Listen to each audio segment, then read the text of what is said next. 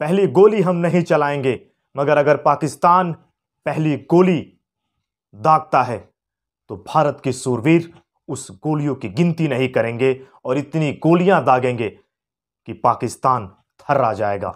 भारत के कोहिनूर हीरा कहे जाने वाले बिपिन रावत को आज हमने खो दिया है। भारत की मातृभूमि पर, भारत की कर्म भूमि पर, भारत की मिट्टी पर भारत माता ऐसे पुत्र को पैदा करे, ऐसा पुत्र एक बार पैदा होता है। मैं उस मां को, जो आज मां वो देख नहीं रही, मगर इस मां ने इस पुत्र को पैदा किया और ऐसे पुत्र भारत माता की मिट्टी में ही आपको मिलते हैं। उन माओं को, जो भी वो माएँ हैं, तीनों नभ जल थल की उन सेनाओं को, जो आज भी भारत माता की रक्षा के लिए वो कड़ी ट्रेनिंग से गुजरते हैं, आज भारत मां की निगहबानी करते हैं ताकि हम सुरक्षित हैं। ऐसे वीर सैनिकों को मैं अपने चैनल से दिल से प्रणाम करता हूं। ऐसे माओं को जिन्होंने अपनी कोख में ऐसे वीर पुत्रों को जन्म देने का काम किया।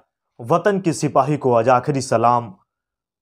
भारत के चाणक्य को, जो तीनों सेनाओं का सीडीएस बिपिन रावत, पूर्व थल सेना अध्यक्ष, जो MI-17 पर जब बैठे थे, उन्होंने कभी सपने में नहीं सोचा था कि ये समय उनके लिए आखिरी सफर साबित होगा। उनकी पत्नी और 13 वीर जवान सदा के लिए शहीद हो गए।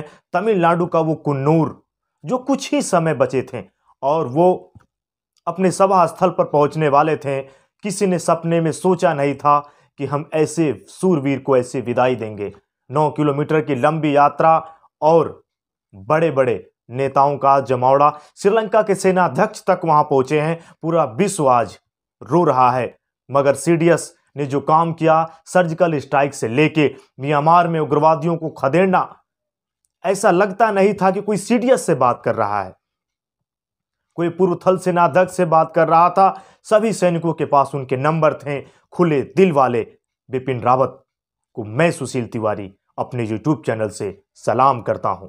भारत के सबसे बड़े दल के अदम्य साहस की मिसाल, भारत के कोहिनूर हीरा कहे जाने वाले बिपिन रावत को आज हमने खो दिया है और सदा के लिए आज वो उस तिरंगे झंडे में लिपटकर उनका परिवार रो रहा है। उनकी बेटियां आज रो रही हैं।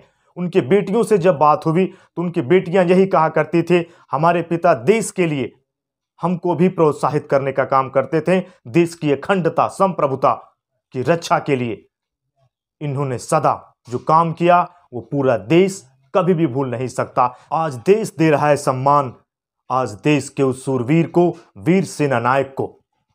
और मैं आपको बताऊं, शुरुआती दिनों की जब बात होती है तो देहरादून में इनकी शिक्षा शुरू हुई और उनके पिता, जो कि खुद एक लेफ्टिनेंट के पद पर थे, पूरा परिवार सेना में नौकरी करता था। और 16 मार्च 1958 को गढ़वाल के उत्तर प्रदेश में इनका जन्म हुआ था, जो आज उत्तराखंड का हिस्सा है।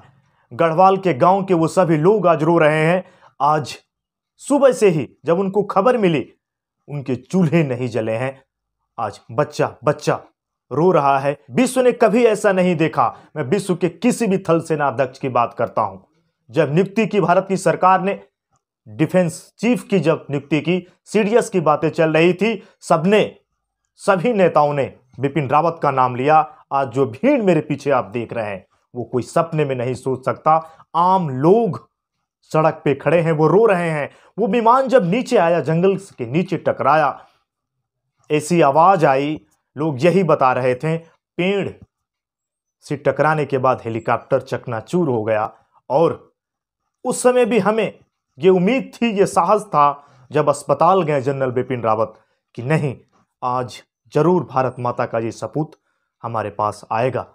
मगर ऐसा हो न सका और भारत माता की सेवा को करते हुए तमिलनाडु का वो रास्ता, कभी उन्होंने सपने में नहीं सोचा था कि आज हमारे लिए अंतिम सफर साबित होगा।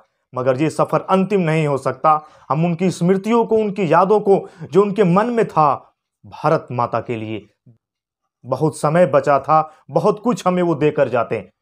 ट्राई सर्विस बैंड की अगर मैं बात करूं, 33 बैंड के जवान इस शहीद के आगे आगे रहेंगे और उनके पीछे अंतिम पंक्ति में 99 तीनों सेनाओं के जवान इनको सलामी देंगे। लेफ्टिनेंट कर्नल से लेके ब्रिगेडियर तक की टुकड़ियां इस वीर शहीद की अगवानी करेंगी।